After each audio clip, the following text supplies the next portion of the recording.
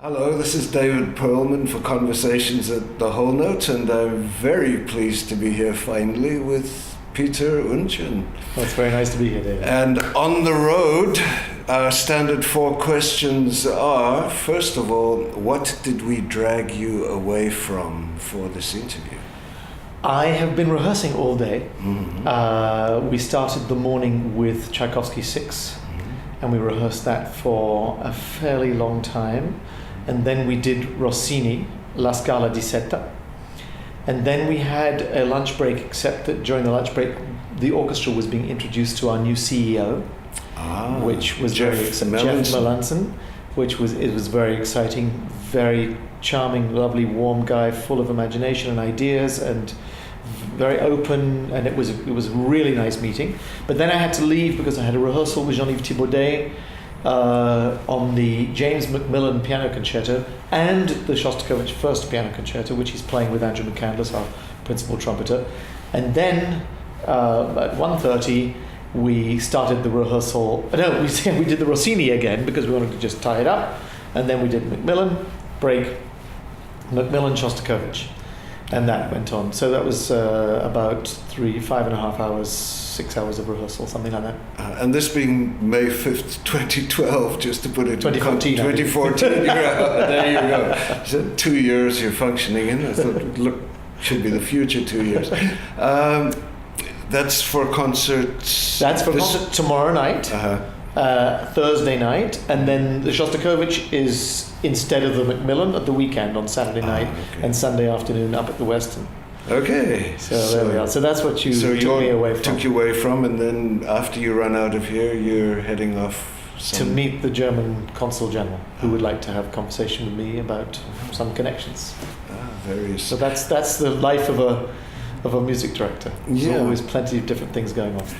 Looking ahead to the summer, the next question is, what are you looking forward to most as an audience member over June, July, August? Oh, that's an interesting question, because people like me aren't very good at going to things. As an audience member, I probably will go, actually. There's a couple of things that come to mind. My son sings in a wonderful a cappella group on Martha's Vineyard called the Vineyard Sound. Okay. And the last 2 summers we've gone to visit Martha's Vineyard, and they are 10, this year there'll be 11, very talented young kids, 20, 19, 22, whatever they are, and they put on a fantastic show, and they sing so beautifully, and so in tune, and in so many different parts. That's always really entertaining, and I'm sure we'll go there. I will also be going to the Caramore Festival a little bit because it's right down the road, and I have a former affiliation with Caramore. Right. And I might hear some string quartet music there. It's a beautiful location. And I may also go to part of their jazz festival because I love it. If I go for real entertainment, then obviously orchestral music, I can't stop being curious about how they're doing it and why they're doing that, and why not doing this. Bit of a busman's holiday. A little bit, and if I hear a string quartet, that's in some ways a little bit too nostalgic for me, although I can certainly enjoy that very much. I love going to piano recitals or classical guitar recitals or things like that. And I also love to hear jazz and other different musical forms. But Petey's performance will be top of your list. Well, that's really enjoyable. Absolutely. Yeah. You've known Petey for a while. Yeah, Canadian Children's Opera Company. That's right. Yeah. Absolutely. Well, he's not 12 anymore. No, he's not. Great. And then the follow-up question to that is, as a musician yourself, what are you looking forward to over the summer? Well, first of all, I'm looking forward to not being on the road for a while. But most importantly, I'm very, very excited about the European tour that the Toronto Symphony is going to be taking middle of August for about 10 days. Right. It's the first European tour in 14 years for the orchestra. So it's really a very, very significant moment for all of us. And we're going to be going to Grafenegg, which is a beautiful festival close to Vienna. The Amsterdam Concertgebouw will be playing in Rheingau, a wonderful German festival. Then we'll be in residence at the Helsinki Festival for a couple of days in which we'll do not only a regular concert in the evening, but we'll do the next night one of our late night concerts, which they heard about and got excited about, because as many people know, we do once a year, we do this 10:30 p.m. start concert, and it's very different atmosphere in Roy Thompson Hall. So Helsinki is going to take one of those, and then the final concert is sort of on our way home. We're going to stop in Iceland at Reykjavik, which has a beautiful concert hall called the Harpa, because every window is shaped like a harp, and it's sitting right there on the Atlantic Ocean. A stunning place with a great sound. And if the volcanoes behave, you will then fly out of Iceland back to... That would be nice. Yes, I was actually once almost stuck in Budapest. Oh, were you? With that particular volcanic eruption was threatening all flights, and the only airport that was open in Europe at that moment was Rome. And so I left the stage in Budapest and got a car to drive me to Rome to get on a plane. It took about 10 hours overnight. I got to the airport, everything was fine. I got on the plane flew for an hour and a half, and the captain came on and said, "Ladies and gentlemen, I'm very sorry, we have a problem." And everybody on that plane looked, and we thought, our engines are full of volcanic ash, and this really is a problem, you know. Right. And we flew back all the way to Rome, and a couple of hours later we took off and everything was fine. So that's my volcano story. And so you're doing, obviously, one of the things before you head off to Europe, you're doing dress rehearsal concert, we could call it, at Toronto Summer Music. Yes, at wonderful. They're presenting us at Kerner. It's fantastic that we've got that affiliation, and it's a terrific festival. They have great ideas, and also it's an opportunity for us as an orchestra to play in Kerner Hall, which frankly we haven't done. Oh, you haven't done. And how does it relate size-wise to some of the halls you're going to be playing in once you get over there? Well, you know, that's a good point, because the Musikverein, the famous hall in Vienna, is hardly bigger than Kerner Hall. You know, in North America we have these very large concert halls, and there are very large concert halls now, the modern halls in Europe, and by modern I mean the last 40 years. But all of the traditional older halls are nowhere near as big.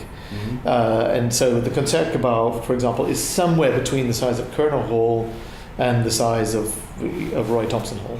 So almost the size of the Four Seasons. Yes, absolutely. Yeah, something that doesn't feel like that. It feels just like a beautiful rectangular shoebox room. Yeah. But it has this fantastic sound, and it has a very, very extraordinary entrance. So when the conductor and the soloists come in, they walk down probably 50, 60 steps on the red carpeting, and then walk through the orchestra and to the podium, and then so you walk way from backstage, and there's audience on either side of you. So you have a note on your dressing room door that says "Don't trip." Yeah, well, I remember the first time I sat at a concert there. Radu Lupu came down the stairs. I thought, God, there's so many steps. This is unbelievable. And then when one of the first times I played there, Anne Akiko Myers, wonderful violinist, had the heels, the highest heels you could imagine, and this very tight blue dress. And she had to go first, you know, and I watched her going down these steps in these heels at such a rate, I could hardly keep up with her. I couldn't believe it. And I thought, she's going to fall. She was fine. Yeah. So the repertoire that you're taking to Europe, you're taking several programs. Is it going to adjust couple of programs, from yeah. I mean, there's country, two different soloists. Jörg Widmann is sort of the composer in residence at the Grafenegg Festival, and he's a good friend and a wonderful artist, great composer, great clarinetist, and he's going to play one of his pieces, and we'll also play the Weber Clarinet Concerto. So that's one of the programs. Actually starts with the Weber Oberon Overture, and then has the Weber Clarinet Concerto, and then his piece, and then the Rachmaninoff Symphonic Dances, and then the other program is the Vaughan Williams Tallis Fantasy, which are one of the great masterpieces of all music, but certainly of English music.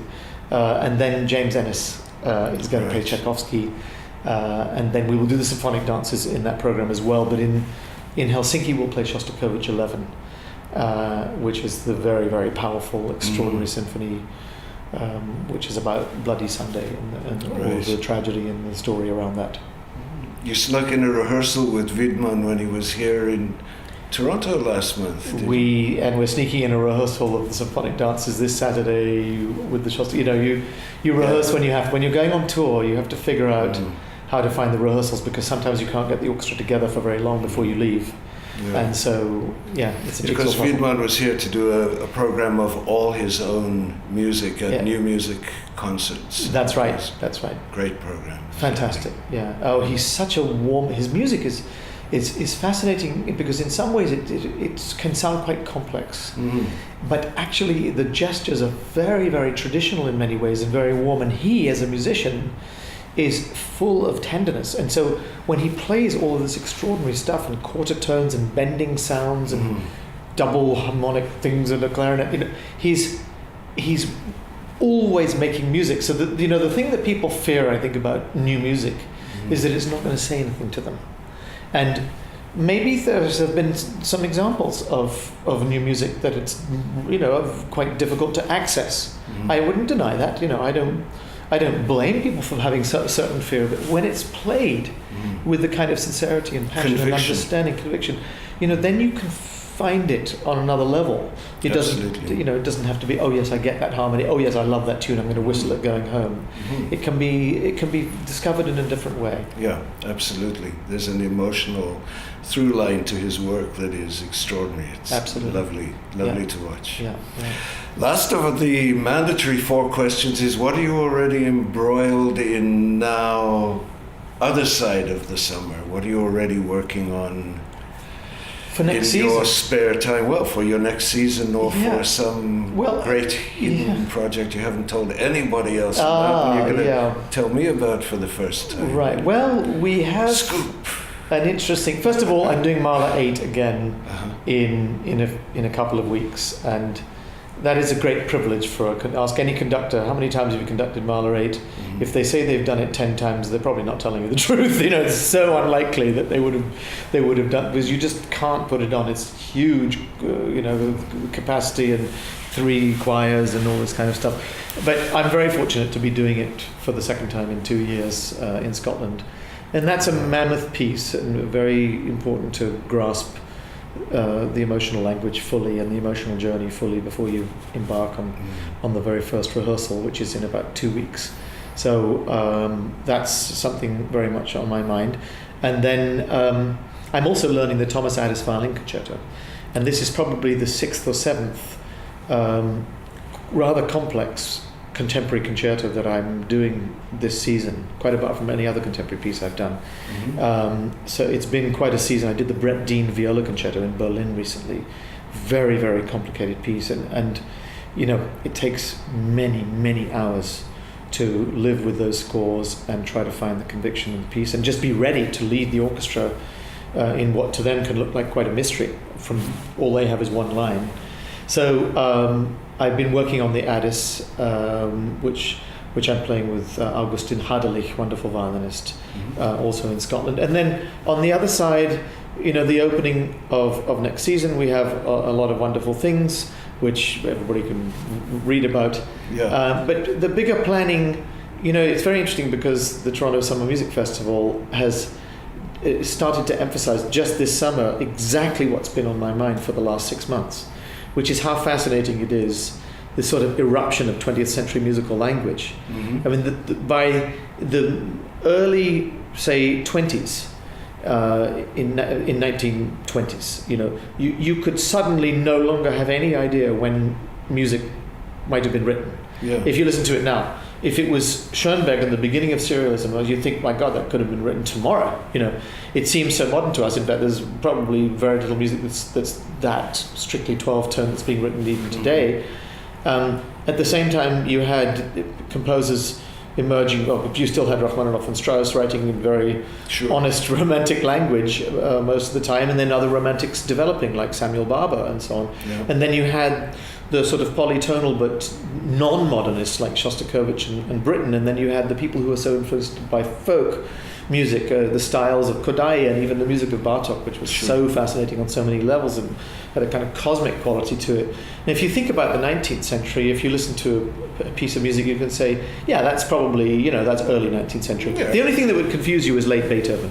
if you listen to the Grosse Fugue and you don't know what it is, you'd say, well, that must be a piece by Stravinsky. You know. Yeah. So, except the gestures are obviously Beethoven, but the harmonic language is far too modern for that period. But it's arguable that he couldn't have written that music unless he'd been deaf. The conviction inside his head was such that he just had no fear to write this music, which was so incredibly dissonant for the time. But with the exception of that period in late Beethoven, the 20th century opens up a completely new world to so many different styles. And it came from the imagination of many previous composers, including Beethoven, but certainly Mahler. Mahler was the first one to use all kinds of different styles of music in his serious symphonies. Right. Well, Brahms didn't do that really. Yes, you'd get an occasional sort of Slavonic dance in Brahms, but you wouldn't get klezmer music or anything like that. Same with Bruckner, it was always spiritual. So I think it's a very interesting period, and I think it's one that we should get our audience everywhere in Toronto excited about. It's also a very fascinating period in art and in literature, actually. So I feel that we, as a group of arts leaders in the city, we need to do a really good job of engaging people who live in Toronto in what is fascinating about the world of art, because we have to work harder at it now because they're so distracted. I mean, which of us doesn't sit with some kind of a gadget, and just go from one YouTube video to the other, from one Google piece of information to another? Sometimes you learn a lot, and sometimes it's just purely mindless. Yeah. But the fact is, you're distracted and you're entertained. So we need to work very hard at either being part of that, which is part of what we need to do, but also by just creating something that they've got to say, now that I actually have to see. That I have to stop and lift my eyes for. Right, because I won't be doing that alone either. I want to go and share that with other people. And this is the sad thing I think that's happening to society now, is that people don't go to bookshops anymore and talk to somebody who knows a lot about books and look at a lot of books and be around people who love books and sit and read a few pages and say, that's interesting. Well, the difference between the opposable thumb and the apposable thumb is a whole shift in the evolution of the human species. That's very, very true. But the one thing that we have to realize is that this device-oriented society is a very lonely one. Yeah, absolutely. Potentially, and we need to understand that it's got to be all about community. Yeah. And this does not really bring us together. We should use it more to bring ourselves together, rather than to pretend that we are together. That's my view. Right. Buy that one. So we mustn't lose track of the fact that this is 10th anniversary as well. 10 years. When I talked to you last, you were packing in. No, that was 2 times ago I talked to you. You were packing to leave Connecticut. Oh my goodness! Yeah. That was the first one, and then you were in a car 5 years later in Northern Ontario with Roberta driving while you talked. Of course. So here you are, 10 years on. You've 2 hats: conductor, music director. At this point, 1/3 of the members of the orchestra are younger than you, right? In terms of I should think more of them are younger than me. I don't mean in age. I mean in terms of appointment. Yes, absolutely. I think we've hired the orchestra list over 30. We've hired over 30, and you're absolutely right, because I think the membership is 90 or 91, something like that. So it's just gone over 1/3. Yeah. So in terms of the sound of the orchestra, that's one way of asking it. Is the orchestra better than it was? But what would you say about the sound and the way it's evolved and changed over that time? Those are difficult questions to answer for several reasons. One, I don't want to sound like I'm going to say it's improved in this way and it's improved in that way, and didn't I do a good job? Because it's for other people to say that or not say that. And the other thing is, it's like when you're 10 years old and you see your auntie and she says, "Oh wow, you've grown," and you say, I didn't notice. I look at myself in the mirror every day, or I'm me every day. I don't notice the growth. Having said that, I know what we work on all the time, which is to create more spontaneity, more color, more magic. More immediacy to everything we do, more personality in our playing, to try to absolutely avoid a kind of generic very good orchestral playing world. You know, when I came, this orchestra was extremely accomplished. There's no doubt about it. It was a very, very fine orchestra. But I think that there's a culture of making music that I share with all of them, and they share with me. It's much more fun, you know. And even this morning, I started the rehearsal by saying, you know, it's another opportunity to make music. I mean, look what we do. This is a job. Yeah. You know, it's hard work. It's difficult and it's tiring, and you get physical problems and all that kind of stuff. But what you're actually creating when you do to say this is my work, and I'm playing Tchaikovsky's Sixth Symphony. Yeah. Unbelievable. So what are we looking for? When we started the rehearsing, I told my story about Tchaikovsky 6. Everybody has a story pretty much about Tchaikovsky 6. Mine was that I had a ticket to see David Oistrakh when I was 18 years old. I was about to make my debut in London playing the Mendelssohn Violin Concerto, and I was ready to be inspired by hearing the person who was really my favorite musician, because I felt Oistrakh was not only a great violinist, but he spoke to you with such personality, and he was an earnest, serious, warm, but never gushing musician, and it was just amazing. Anyway, so I'm ready to go to this concert, and I read in the paper the day before the concert that he died in Amsterdam. Sure. So I go to the concert in the Royal Festival Hall, and they play Tchaikovsky 6 in his memory. And it was Gennady Rostosvensky conducting. And, you know, when a group of musicians who were anticipating the visit by one of the great legends and one of the great souls of the musical world suddenly plays a piece they know and love in his memory, very extraordinary things happen.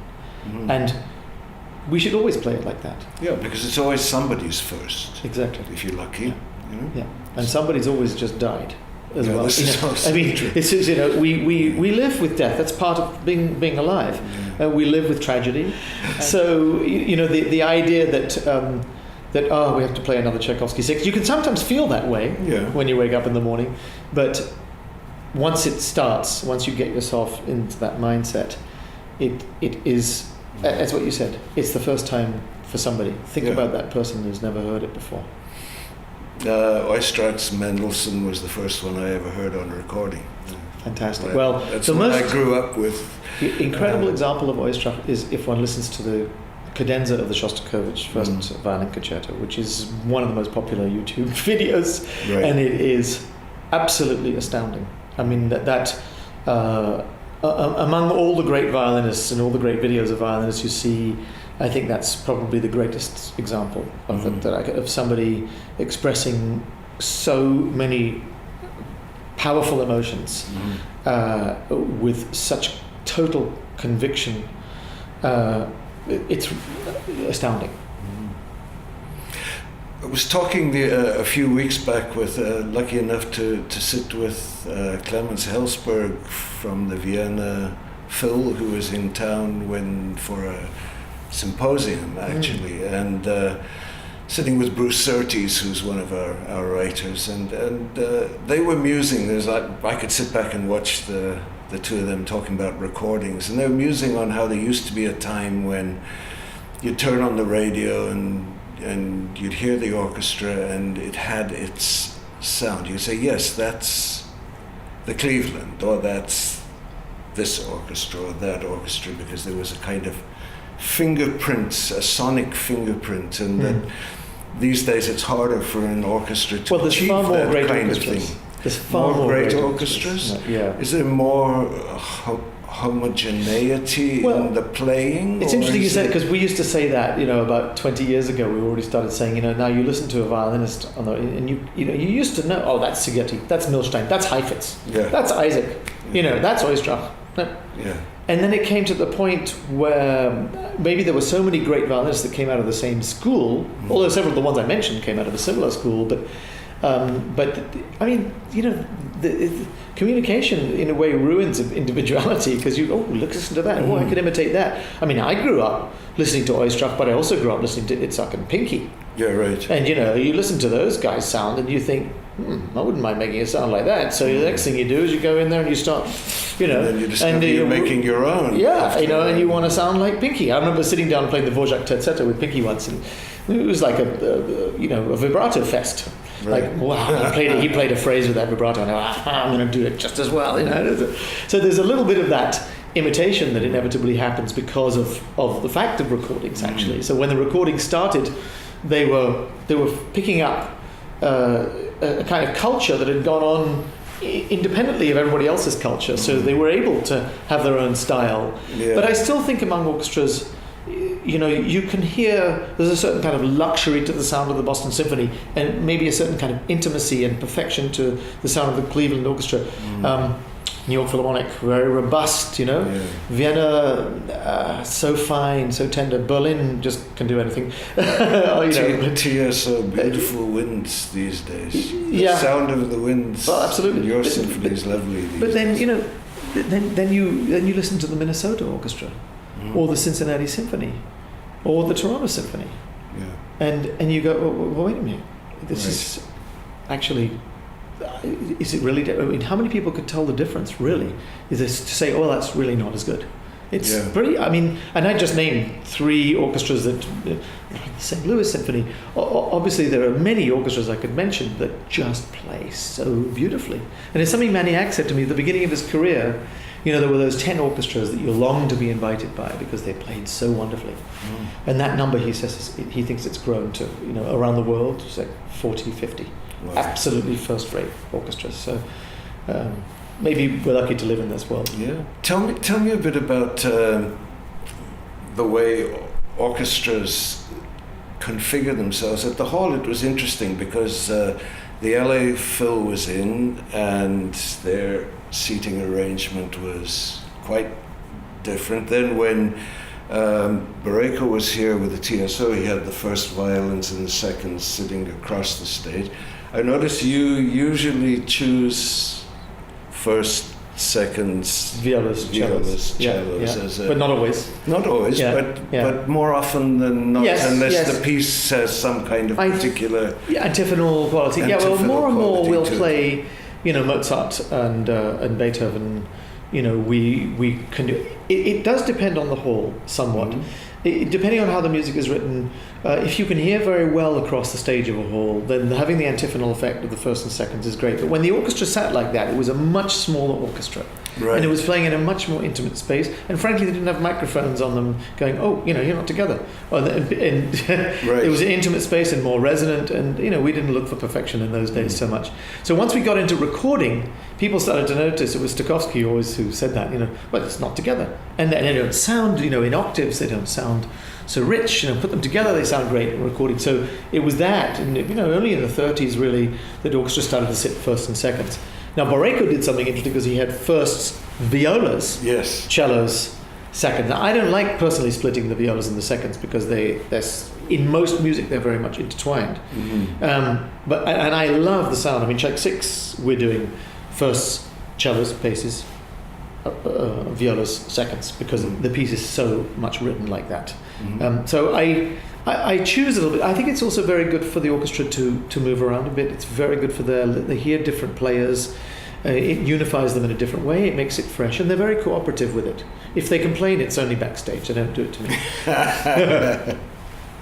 So conductors hat, music directors hat is the other thing. In terms of the programming, I mean, I think of New Creations as one of the things that you latched onto really early as a mission, or for sure. I don't know if I want to call it that. Well, there's nothing wrong with that. I mean, it's like let's really celebrate what is fresh, what is new. To give people an opportunity to come to concerts and just hear completely new things, almost entirely. Anyway, And then at the other side of it, Mozart at 251, 2-3. Let's celebrate that which is always an anniversary. It was.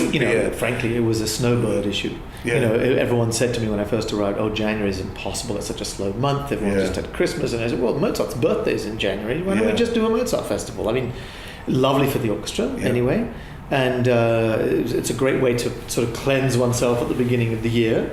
And so I didn't necessarily intend for these festivals to go on and on, but they caught on, and they do, and I think celebrating things is important. And so we've done other celebrations of things that I think are interesting. For example, the Bartók Strauss Festival. I thought that was very interesting because they're virtually contemporaries. You would never believe it. You wouldn't. You listen to their music. But if you listen to Bartók's first tone poem, Kossuth, it sounds like Also sprach Zarathustra. And then Bartók, in his style, evolved very differently from Strauss, obviously. So that was a very interesting festival. And we did Rachmaninoff and the Impressionists, again, contemporaneous creations, but very different styles of writing. So I think giving people, and as what I was talking about earlier, I think giving people something to talk about and think about, say, I want to go to the Toronto Symphony because I'm going to witness something specific. Yes, okay, I love to go and hear Tchaikovsky 6. Great. I love to go and hear Beethoven 9 or any Beethoven symphony or whatever it is. But we really want people to trust us with the programming. Say, I'm just going to go to the Toronto Symphony. Right. I want to hear what they're doing today. It doesn't matter what they play. It'll be fine, it'll be spontaneous, it'll be exciting, and hopefully I'll be able to get into the parking lot. The parking lot, yes, indeed, and stay for the ovation. So quickly on to the. I mean, I have to ask in terms of the other topics, and maybe Jeff Melanson will be the interview that I'll have. But in terms of programming, does the financial situation with the orchestra create a sense of, I'd call it, if it was transit, I'd say a fare box mentality where one starts to worry about preserving some of this programming, because the enthusiasm at a new creations festival, the new audience isn't reflected in the dollars and cents if you've got to make your programming pay at the box office all the time. The balanced budgets. Sure. Implications of the situation that you're facing. Jeff said something very interesting, which was that there was kind of an anomaly during the 70s and 80s, or 60s, 70s, 80s. That in Canada we had an unbelievably wealthy Canada Council that was just doling out money for the arts. It was fantastic, but it's not really the norm. I mean, music has always depended on some form of philanthropy. And whether it was the church originally, or then royalty, look at all of the individuals that sponsored the composers like Haydn and the Esterházys and all these families, Haydn, Beethoven, all the Schubert less so, but so, and then it did sort of become government, and now it's a combination of private sector foundations and commerce. So now it's all about city building. And we're very aware of, the whole issue of creativity is hugely important. Now, Toronto is a city that has a reputation for many, many things, but its reputation as a cultural centre is nowhere near as strong as it deserves to be. And I think we are all responsible for finding a way to get that message out. And I think that obviously this is a city with huge resources. I would say that if you measured economy with the quality of art, then Toronto should have in the top 10 cities of the world, right? Because it must be in the top 10 economies by now of the world, of individual cities. So we have an opportunity, without question. And yes, we have to find a different way of branding ourselves, probably. Maybe a different approach towards marketing as we evolve and see what the landscape is. The landscape it's constantly changing.